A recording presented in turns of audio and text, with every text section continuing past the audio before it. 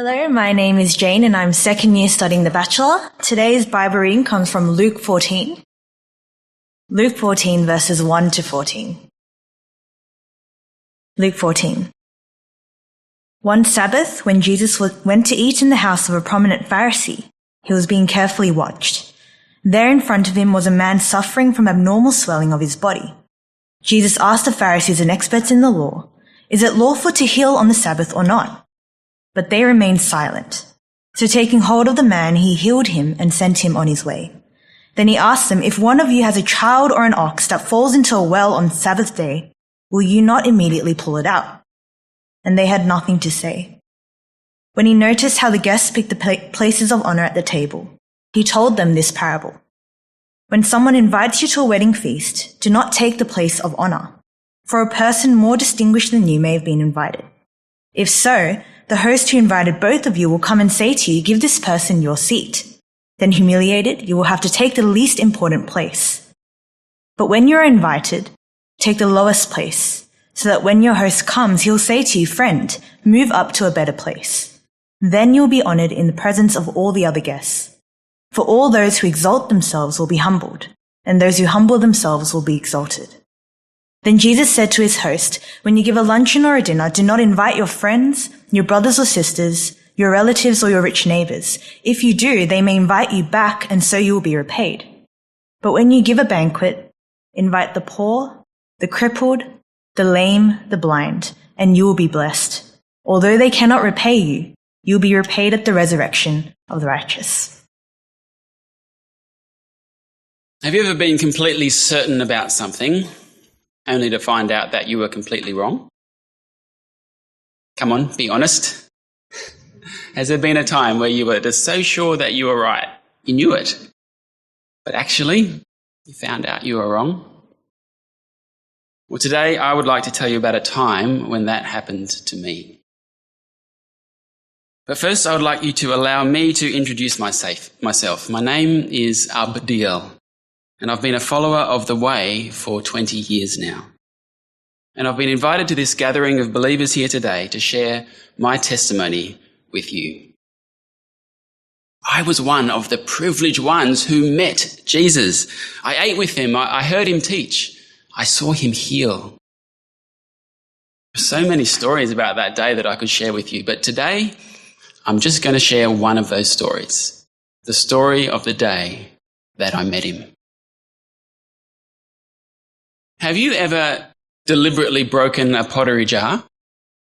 We used to do it as kids. If we found an old, unused pottery jar, we'd pick up a rock and we'd smash it. Have you ever done that? Have you ever noticed that it doesn't always break with the first blow? You hit it once and you weaken it. And you hit it again and cracks start to appear. And then you hit it a third time and finally it collapses into little pieces. Well, on that day when I met Jesus, I began that day as a strong, intact pottery jar. And on that day, I received 3 blows. 1, 2, 3. And on the third, I collapsed, broken into tiny pieces. And it was the best thing that ever happened to me. So let me tell you what happened. It was a dinner party organised by Benaiah. Now, Benaiah was a Pharisee, just as I was. We Pharisees were the most respected men in town, but Benaiah, well, he was the most respected of us all. He was the head of the synagogue. He was a leader. He led the way in calling us to purity, in calling us to holiness before God. He led the way in obeying God's laws, Sabbath laws, food laws, fasting, tithing, ritual washings. Benaiah believed that if the nation was going to be blessed again by God, we had to be pure, we had to be holy. And as the head of the synagogue, he kept the synagogue holy. He kept out the impure, the tax collectors, the prostitutes, the sinners. He kept them out. Well, when I got invited to a dinner party at Benaiah's house, I got a tingle down my spine. This is the first time I'd been invited to one of these prestigious gatherings. I glowed with pride. I mean, if I was being noticed by him, if I was being honoured by him, I must be winning the respect of important people. Once word got around that I'd been at his party, once people started to see me as someone who would eat with Benaiah, wow, people would treat me differently. People would think of me differently. Well, the time came, midday, Saturday, and I went to Benaiah's house. I arrived. Wow! The guest list was amazing. It was the who's who of our town, all together in one place. There was the most godly, respected Pharisees. There was the most renowned, honoured experts in the law. I felt so good. I felt so proud to be considered part of this group, like I was one of them. Well, we performed the ritual washings, and I made sure I did it when Benaiah was watching because I wanted him to see just how carefully I did it. And then it was time to find a seat. So Benaiah's chair was in the centre of the table, and the most honoured seats for the most distinguished, high-ranking guests were at his left and at his right. I saw a seat just 3 seats away from Benaiah's, which was still empty. Now, a few hours earlier, I'd been so excited just to be invited to this party, but suddenly, out of my heart, I had this new, even higher ambition. I thought, what if I could get that seat? Just 3 from Benaiah. What would my neighbours say if they heard that not only was I invited to Benaiah's house to eat, but I sat just 3 seats from him? What would they say? I saw a guy called Hiram. He is an expert in the law. I saw him heading for the same chair. So I picked up my pace. I jostled him a little. And I got there first. I took the seat. I sat down. I had it. I had a seat of considerable honour, just 3 seats away from the great Benaiah. But just as I was about to begin eating the food, this was the food that had been prepared the previous day before the Sabbath commenced, I noticed 2 other guests there who I did not expect to be there. One was Jesus. See, at this time, everyone had been talking about Jesus. He'd been going from town to town, apparently healing, teaching, and he'd been building up quite a following. But Benaiah hated Jesus. Almost all of us Pharisees hated him. He undermined everything that we worked so hard for. We were working so hard for purity, for holiness, and he went around breaking the Sabbath, spending time with unclean people, not fasting, not ritually washing. Benaiah hated Jesus. Why had Benaiah invited him? And the second unexpected guest was this sick man with swelling of his body. I didn't know the man's name, and quite frankly, I didn't care to. He'd probably done some terrible sin to be so afflicted by God like that. And besides, with a condition like that, he was probably having bodily discharges which would make him unclean. I found his presence quite offensive, and I was glad that I wasn't sitting anywhere near him. In fact, him being there was starting to take the shine off my invitation. Why had Benaiah invited him? Why had Benaiah invited Jesus? And then I twigged. It was a trap. Jesus, sick man, Sabbath day, it was a trap. I'd heard that some Pharisees had been looking for a way to catch Jesus, to arrest him, even to get him killed. And so it all made sense now. Benaiah was laying a trap for Jesus. This was so exciting. I'd be here to witness it. I couldn't wait to see it play out. And sure enough, as we began to eat, there was tension in the air. Tension. Everyone's eyes were on Jesus. They were watching him. They were waiting to see what he would do. And with the man with swelling right there in front of Jesus, and a whole table of Pharisees and experts in the law just watching him, Jesus spoke. And he said, "Is it lawful to heal on the Sabbath or not?" Jesus knew exactly what Benaiah was up to, and he cut straight to the chase. Is it lawful to heal on the Sabbath or not? And do you know what Benaiah said in response? Nothing. Benaiah was silent. The experts in the law were silent. Everyone was silent. I wasn't quite sure why. Was it because of the trap? They just wanted it to play out. They didn't want to do anything that would get in the way of the trap. Or was it because they didn't actually know what they should say? Well, whatever the reason, everyone was completely silent. So what would Jesus do now?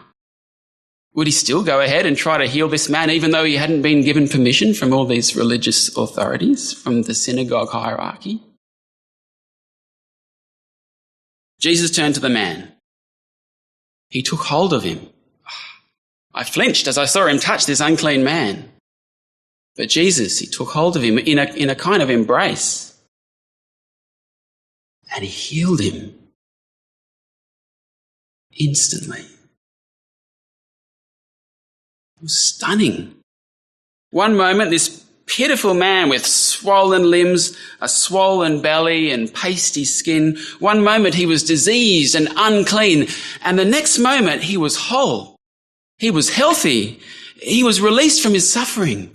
He was blessed. It's really hard to describe how I felt at that moment. I felt like I was being pulled in two directions. I mean, on the one hand, I was stunned, I was outraged that he'd broken the Sabbath. Everything I'd heard about him was true. He didn't seem to care about the Sabbath law. He didn't care about purity. He was so brazen. I mean, he did it right there in front of all the religious leaders, in front of Benaiah. He didn't care what they thought. On the one hand, I was outraged, but on the other hand, I just witnessed something incredible. Something beautiful, something very attractive. It wasn't just the power that Jesus had, although that was amazing, but it was also the goodness and the kindness, the compassion that I saw in him as he embraced this sick, unclean man and released him from his suffering. Where did that compassion come from? Where did that power come from? I felt like I'd been given like a glimpse or a window into something really special, but I didn't quite understand what it was yet. Well, next, Jesus sent this healed man away, to send him away. And off he went. He was healed, he was free, he was whole. So I said before that on that day I was like a pottery jar that took 3 blows to break. Now, you might have thought that the first blow was the healing, but actually it was what Jesus said next after the healing that was the first blow. He turned to the rest of us after the man had left, and he asked us a second question. He said, if one of you has a child or an ox that falls into a well on the Sabbath day, will you not immediately pull it out? If your ox, if your child falls into a well, would you pull it out? See, this was the first blow. See, I'm a father, and at the time, my son, Adalai, was just 5 years old. If Adalai fell into a well, would I pull him out? I didn't actually plan to listen to any of Jesus' arguments, but I couldn't help imagining this. I couldn't help imagining Adalai in a well. If he was there in a well on a Sabbath, would I pull him out? Yes, of course I would. Of course I would. Is that how Jesus saw what he'd just done for this man? An act of love? Like the love that a father has for a child? Like my love for Adalai? I mean, I'd never looked at the unclean and felt that way about them before. And that's when I had a really disturbing thought, a really unsettling thought, a really unwelcome thought. What if the one that God blesses is the helpless one who needs rescue? The helpless ox, the helpless child. See, I'd always thought that the one that God would bless would be the one that obeys his law. The one who does the ritual washing and tithing and fasting better than most others. The one who deserves to be blessed. But if what I had just witnessed was God pouring out his blessing in a miraculous healing, and it seemed like I had, if that really was God pouring out his blessing, then maybe my understanding of who God blesses was all wrong. Because he hadn't poured out his blessing on Benaiah. He hadn't poured it out on the other Pharisees sitting at the table or on me or on anyone who deserved it. He'd poured it out on that unclean man. You see, I had always thought that the way to access God's blessing was by obeying, was by being holy, was by being pure. But then why had God poured out his blessing just now, not on any of us who had worked so hard to make ourselves holy, but on this unclean, undeserving, sinful man? And that was the disturbing thought. That was the first blow to the pottery jar. What if I had it wrong? What if I had the law wrong? What if I had God wrong? Blessing wrong? What if the one that God blesses, the one that God welcomes into his kingdom, is the helpless one who needs rescue? So my mind was racing.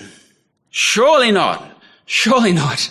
Surely Benaiah would correct Jesus. Surely Benaiah would speak now and point out where Jesus went wrong. But Benaiah didn't say anything. Benaiah was silent. Everyone was silent. No one could speak. No one was able to say a thing. So that was the first of the 3 blows. The structure of the clay jar had been weakened. The second came soon after that. You see, Jesus had been watching us. Benaiah might have planned this whole dinner party so that we could watch him, evaluate him. But actually, all the time, Jesus had been watching us, evaluating us. And Jesus had seen how we'd scrambled to get the best seats at the table. He'd seen when I jostled with Hiram. He'd seen us all jockeying for the seats of the greatest honour. And he told us a parable. This is what he said. He said, when someone invites you to a wedding feast, do not take the place of honour, for a person more distinguished than you may have been invited. If so, the host who invited both of you will come and say to you, give this person your seat. Then, humiliated, you will have to take the least important place. I mean, can you imagine the shame of that? Imagine if you picked the seat of honour right next to the host, and then someone of higher rank, higher status turns up, and in front of all the watching eyes, the host comes over to you, asks you to vacate the chair, and you have to walk all the way down to the very end of the table. Can you imagine the shame of that? Every public step with all those eyes watching as you walk from the position of honour right down to the position of shame. Can you imagine that? I imagined, as Jesus was talking, I imagined Benaiah asking me to vacate my seat for Hiram. I shuddered. What a humiliation that would be. Well, Jesus kept going. He went on and he said, but when you're invited, take the lowest place, so that when your host comes, he will say to you, friend, move up to a better place. Then you will be honoured in the presence of all the other guests. I imagined that. I imagined that if I'd taken the last seat and then Benaiah had come to me and said to me, move up, sit next to me, sit in the seat of honour. I mean, wouldn't that be fabulous? Wouldn't that be wonderful? What an honour to be raised up by the host, to be lifted up by the host as the most honoured person. Well, just when I was ready to file this away as really good dinner party advice, just when I was ready to do that, Jesus said one more thing that changed the way I understood the whole lot of what he'd said. He said, for those who exalt themselves will be humbled, and those who humble themselves will be exalted. I said before that I was like a pottery jar that took 3 blows to break. Well, this was the second blow. And Jesus said that final sentence, those who exalt themselves will be humbled and those who humble themselves will be exalted. When he said that sentence, I realised that he wasn't teaching us about table manners and dinner parties at all. He wasn't simply helping us to avoid shame at a banquet at all. See, I'd heard enough sayings like this to recognise that he was now using end times language, judgment day language. Those who exalt themselves will be humbled. Those who humble themselves will be exalted. This was end times language. Jesus wasn't talking about what a host would do at a party. He was talking about what God would do on that last day. And then I remembered Jesus was famous for speaking in parables. This was a parable. This is one of Jesus' parables. A parable about how we approach God. A parable about how we enter into the kingdom of God. Jesus was saying that just like a wedding guest who rates himself higher than he should, just like he could be shamed and humiliated and sent away, so too a person who rates himself higher than he should before God will get shamed, will get humiliated, will get sent away. It's a parable about how to approach God. I imagined me on that last day, jostling for a spot in the kingdom, arriving at the doorstep, hoping for honour, expecting honour because of what I'd done, because of who I was, because of my purity and my holiness, my fasting and my tithing. And then I imagined God sending me away to the place of shame. I imagined and I shuddered. And then I imagined the opposite. I imagined me coming to God, broken, needy, humble, resting on nothing I'd done, like a helpless ox or like a helpless child calling for rescue, or like a sick man who knows he needs healing and has no other options. I imagined coming to God like that, and then God coming to me and raising me up, lifting me up and into his kingdom and giving me a place of honour. See, this was the second blow to the clay jar. It wasn't broken yet, but the cracks were starting to appear. I'd always believed that if I was going to be welcomed into God's kingdom, if I was going to be honoured on that great day, it would be because of what I'd done. It would be because of who I was in the community. It would be because I kept the law more than most other people did. Now my mind was swirling with new ideas. Could it be that the one who's welcomed into God's kingdom, the one who receives God's blessing, is the sick one who comes needing that he knows rescue, knowing that he needs rescue? Could it be that the one who is blessed is the humble one who comes needing to be lifted up? Well, that was the second blow to the pottery jar. And there was one more to come. Jesus looked around at the table. It was a table full of the town's most influential, well-connected, respected people. And then he turned to Benaiah, the host, and he said, "When you give a luncheon or dinner, do not invite your friends, your brothers or sisters, your relatives or your rich neighbours. If you do, they may invite you back, and so you will be repaid. But when you give a banquet, invite the poor, the crippled, the lame, the blind, and you will be blessed. Although they cannot repay you, you will be repaid at the resurrection of the righteous." It was incredible. I'd never seen anyone speak to Benaiah like this. This was a public rebuke, a public shaming. It was like Jesus didn't realise who he was speaking to. I don't actually know how Benaiah felt when Jesus said this, but I can tell you what I was feeling. Because for me, this was the third blow to the pottery jar. Don't invite the influential, the able, I mean, that's what I always did. That's what we all did. Instead, invite the outcasts, invite the needy, invite those who can never repay you. I never did that. That would be social suicide. If I invited the outcasts, I'd be identified with them. I'd be treated like them. I'd be considered as one of them. This advice, it seemed completely upside down, but it was actually his reason that really struck me. Because when he said, invite the poor, invite the crippled, invite the lame, he said, then if you do that, you will be blessed. On that last day, on the day of the resurrection, then you'll be blessed. Then you'll be repaid by God. Bit by bit, stage by stage, at this dinner party, I was getting a whole new picture of God, of what he's like. If God put on a dinner party, who would be invited? See, up until that moment, I thought it would be us. I thought it would be me.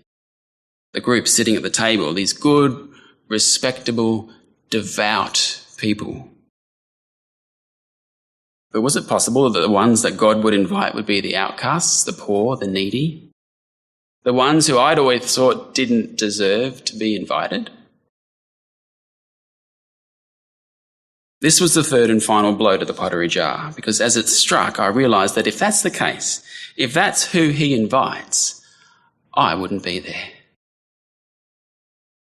I wouldn't be there at that great eternal banquet. Not because God wouldn't also extend the invitation to me, but because I wouldn't have gone. I wouldn't go to a banquet with an invite list like that. If I knew that the outcasts were invited, I wouldn't go. My mind was racing. I was rethinking everything. The one God blesses, the one he welcomes into his kingdom is the helpless child who knows that he needs rescue. It's the sick man who knows that he needs healing. It's the humble one who knows that he needs God to lift him up. It's the poor and needy outcast who knows she doesn't deserve to be invited. As I sat at the table that day, gripped by Jesus' words, I realised that for my whole life, that hadn't been me.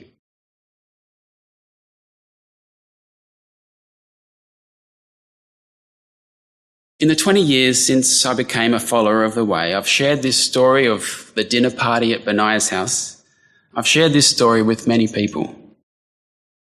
And when I do, people often ask me, they say, Abdiel, what changed the most that day? Was it the way you related to God? Or was it the way you related to other people? And you know what I say? I always say both. Both changed the most. You see, that day I began relating to God in a completely new way. I came to him broken. I came to him needy. And when I did, I received his compassion, his mercy, his grace. It was a whole new way of relating to God. But at the very same time, I began relating to people differently too. I started to treat them in the same way that God treats me, with compassion, with mercy, with grace, giving up my seat for others, being generous to the needy, and inviting them to my house. In fact, it's because God has treated me with compassion, mercy, and grace that now I can treat others the same way. Both changed the most. But living this way hasn't always been easy. When I first became a follower of the way, Benaiah was furious. I never got invited to his house again. I became like an outcast to him, to all of them. And when that happened, I felt a strong pull. In fact, I still do feel a strong pull sometimes today to restore my standing in the community, to be observed and admired again by people that matter. It's an itch for honour, an itch for status. I've been tempted to use invitations to my house to build up my honour again and to pursue the right seats and all of that. It hasn't always been easy. The pull to my old way of life is still there, but when I remember Jesus' compassion to that sick man that day, when I remember that that same compassion is the compassion that he shows me, when I remember that, that's when I'm able to show compassion and mercy to those who could never repay me, no matter what the cost to me.